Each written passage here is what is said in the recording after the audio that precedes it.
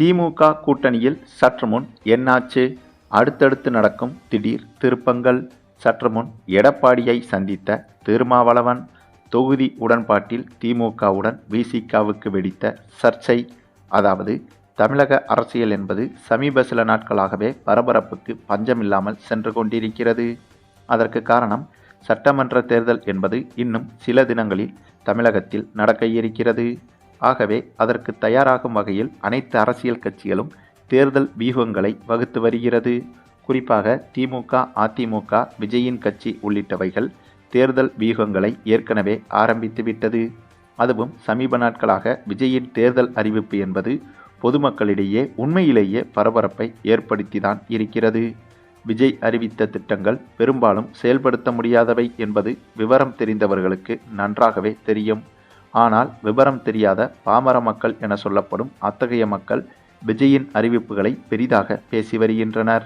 ஒவ்வொரு குழந்தைக்கும் மோதிரம் போடும் திட்டம், திருமணமாகும் பெண்களுக்கு 1 பவுன் தாலி மற்றும் பட்டுச்சேலை, அதனைத் தொடர்ந்து தமிழகத்தில் எந்த பேருந்தில் பயணித்தாலும், அதாவது எந்த அரசு பேருந்தில் பயணித்தாலும் பெண்களுக்கு இலவச கட்டணம், அதனைத் தொடர்ந்து ஒவ்வொரு குடும்பத்திற்கும் வருடத்திற்கு நிறைய சிலிண்டர்கள் இலவசமாக கொடுக்கப்படும் என்ற விஜயின் அறிவிப்புகள் என்பது பட்டி தொட்டியில் இருக்கும் பாமர மக்களை சென்றடைந்திருக்கிறது. அதே சமயம் திமுகவை பொறுத்தவரையில் ஏற்கனவே திமுக கூட்டணி என்பது பலம் வாய்ந்த கூட்டணியாகத்தான் இருந்து வருகிறது. அதனைத் தொடர்ந்து திமுகவும் பரிசுத் தொகைகளை வாரி வழங்கி வருகிறது. பொங்கல் பரிசுத் தொகையாக 3000 ரூபாய் கொடுப்பதில் இருந்து ஆரம்பித்து அதற்கு பிறகு மகளிர் தொகையாக 5000 ரூபாய் கொடுத்தது. அதனைத் தொடர்ந்து வயதானவர்கள், ஊனமுற்றோர்கள் இவர்களுக்கு 3000 ரூபாய் கொடுத்தது என இப்படியாக பண மலைகளை புது புது அறிவிப்புகள் மூலம் பொதுமக்களுக்கு கொட்டி வருகிறது திமுக. அதே சமயம் அதிமுகவை பொறுத்தவரையிலும் இவர்களும் ஓரளவுக்கு வலுவான கூட்டணியைத்தான் வைத்திருக்கிறார்கள். ஆனால் திமுக அளவுக்கு கூட்டணியா என்றால் கண்டிப்பாக அது கிடையாது. அதிமுக கூட்டணியை பொறுத்தவரையில் சொல்லும்படியான கட்சி என்று பார்த்தால் பாஜக, அன்புமணியின் பாமக உள்ளிட்ட கட்சிகள் மட்டும்தான்.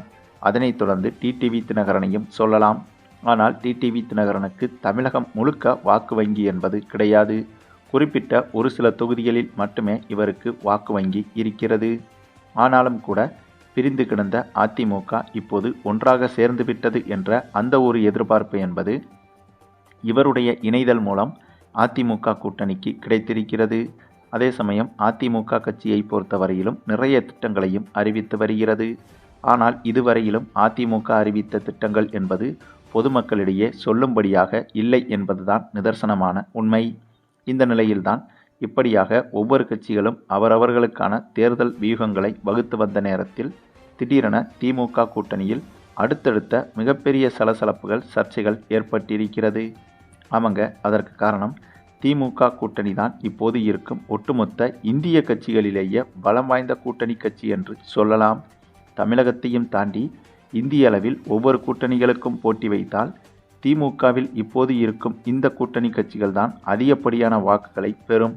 அந்தளவுக்கு திமுக கூட்டணி என்பது இப்போது யானை பலமாக மாறியிருக்கிறது. இந்த ஒரு கூட்டணியை இந்த சட்டமன்ற தேர்தலில் வீழ்த்துவது என்பது கிட்டத்தட்ட சாத்தியமே கிடையாதுங்க. இதை நன்கு புரிந்து கொண்ட அதிமுகவும் பாஜகவும் அதனால்தான் விஜயை இப்போதும் கூட தங்கள் கட்சிக்கு இழுக்க முயற்சி செய்து வருகிறார்கள். ஆகவே திமுக கூட்டணியின் பலம் என்பது அதிமுக, விஜய் போன்ற கட்சிகளுக்கு சிம்ம சொப்பனமாக இருந்து வந்தது. அதனால்தான் என்னவோ திமுக கூட்டணிக்கு கண்ணுப்பட்டு விட்டது என்றுதான் சொல்ல வேண்டும். ஏனென்றால் தற்போது திமுக கூட்டணியில் இருக்கும் கட்சிகள் திடீரென பிரிவை நோக்கி செல்வதாக தெரிகிறது. அதிலும் குறிப்பாக இதுபோன்ற தேர்தல் காலத்தில் ஒவ்வொரு கூட்டணி கட்சிகளும் இறுதியாக முடிவான பிறகு தொகுதி பங்கீடுகள் என்பது நடைபெறும். அந்த வரிசையில் திமுக கட்சி கூட்டணி கட்சிகளை அழைத்து தொகுதி பங்கீடுகளை பேசி வந்தது. இந்த இடத்தில்தான் திமுகவுக்கு சிறு சறுக்கலும் ஏற்பட்டுள்ளது. ஏனென்றால் கடந்த முறையை என்பதை விட இதற்கு முன்பு எந்த ஒரு காலத்திலும் இல்லாத அளவுக்கு இந்த முறைதான் திமுகவில் கூட்டணி கட்சிகள் என்பது அதிக அளவில் வந்து குவிந்திருக்கிறது.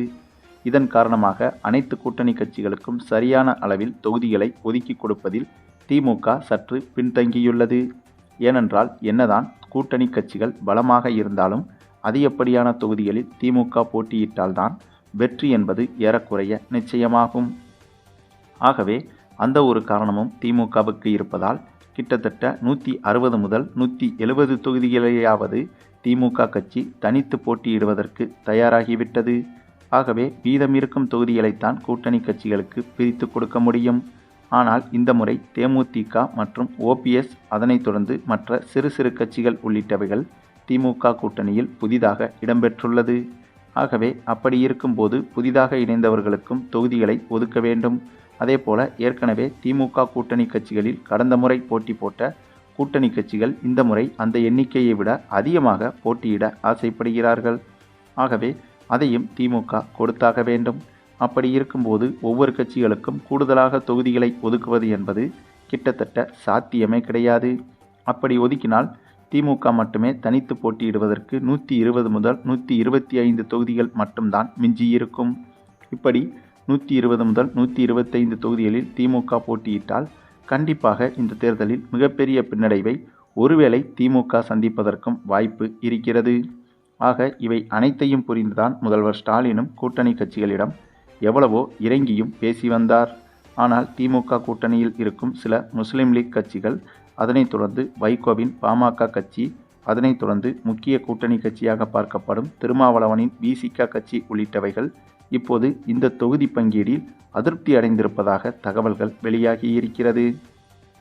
அதை உறுதி செய்யும் விதமாக கடந்த 2-3 நாட்களாகவே எடப்பாடியிடம் வைகோவும் திருமாவளவனும் பேசி வந்ததாக அரசல் புரசலாக தகவல்கள் வெளியாகி வந்தது. ஆனால் திடீரென இப்போது எடப்பாடியை திருமாவளவன் சந்தித்து வருவதாகவும் அதிர்ச்சி தகவல்கள் ஒன்று வெளியாகியிருக்கிறது.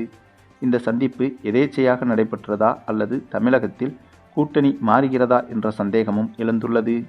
அதுவும் திமுகவில் இப்போது இருக்கும் கூட்டணி கட்சிகளில் மிக முக்கிய நம்பர் 1 கட்சியாக கருதப்படுவது விசிக கட்சிதான். அப்படி இருக்கும்போது எடப்பாடியை விசிக தலைவர் திருமாவளவன் சந்தித்தது என்பது மிகப்பெரிய பரபரப்பை தமிழக அரசியலில் ஏற்படுத்தியிருக்கிறது. அதுவும் கடந்த சில நாட்களாகவே தமிழக அரசியலில் மிகவும் பரபரப்பாக பேசிக்கொண்டிருந்த விஷயம் என்னவென்றால், பாஜக அதிமுக கூட்டணியில் விஜய் கட்சி சேர இருப்பதாக தகவல்கள் வெளியாகி வந்தது. இந்த ஒரு செய்திதான் மிகவும் பரபரப்பாக கடந்த சில நாட்களாகவே தமிழக அரசியலில் பேசுபொருளாக இருந்தது. இப்போது இத்தகைய செய்திகளையும் தாண்டி திமுக கூட்டணியில் விரிசல் ஏற்பட்டிருக்கும் இந்த ஒரு செய்திதான் தமிழக அரசியலில் பெரும் பூகம்பமாக வெடித்திருக்கிறது. ஆகவே இந்த ஒரு சூழலில் ஆரம்பத்திலேயே முதல்வர் ஸ்டாலின் சுமூகமான முடிவை எடுக்க வேண்டும் என்பதுதான் திமுகவின் ஆதரவாளர்களின் எதிர்பார்ப்பாகவும் இருக்கிறது. ஏனென்றால் திமுக கூட்டணி கட்சிகள் தான் இப்போது மிக மிக பலம் வாய்ந்த கட்சியாக இருக்கிறது. இதன் காரணமாகத்தான் எதிர்க்கட்சிகளான அதிமுக, பாஜக, விஜய் போன்ற கட்சிகள் ஒன்றாக இணைந்து விடுவோமா என்ற முடிவுக்கே இறுதியாக இப்போது வந்திருக்கின்றனர். ஆக அந்தளவுக்கு பலம் பொருந்திய கட்சியாக பார்க்கப்படுவதுதான் திமுகவின் கூட்டணி கட்சிகள். இந்த நேரத்தில் இந்த ஒரு கூட்டணி பிளவு என்பது கண்டிப்பாக திமுகவுக்கு அது நல்ல விஷயமாக இருக்காது. அதே சமயம் முதல்வர் ஸ்டாலினும் அவ்வளவு எளிதில் இந்த ஒரு விஷயத்தை அணுகிவிட மாட்டார். ஒவ்வொரு நகர்வையும் பார்த்து பார்த்து செய்து வரும் ஸ்டாலினுக்கு இந்த ஒரு விஷயத்திலும் அடுத்து என்ன செய்ய வேண்டும் என்பது நன்றாகவே தெரிந்திருக்கும். அதனால்தான் எடப்பாடியிடம் திருமாவளவன், வைகோ அவர்கள் பேசி வருவதாக சொல்லப்பட்ட போதிலும் அதிமுகவை நோக்கி திருமாவளவனும் வைகோவும் இதுவரை செல்லவில்லை என்பதும் குறிப்பிடத்தக்கது. சரி, நீங்க சொல்லுங்க, திமுக கூட்டணியில் இப்படி உண்மையிலேயே விரிசல் என்பது ஏற்பட்டிருக்கிறதா? அப்படி ஏற்பட்டு ஒரு சில திமுகவில் இருக்கும் கூட்டணி கட்சிகள் அதிமுகவை நோக்கி சென்றால் அப்போதும் திமுக கூட்டணி என்பது இந்த தேர்தலில் வெற்றி பெறுமா அல்லது வெற்றி என்பது கேள்விக்குறியாகுமா என்பதை பற்றி உங்களுடைய கருத்துக்களையும் கமெண்ட்ல தெரிவிங்க. மேலும் இந்த வீடியோ பிடிச்சிருந்தா லைக் பண்ணுங்க, மற்ற அனைவருக்கும் ஷேர் பண்ணுங்க, மறக்காம நம்ம சேனலை சப்ஸ்கிரைப் பண்ணுங்க.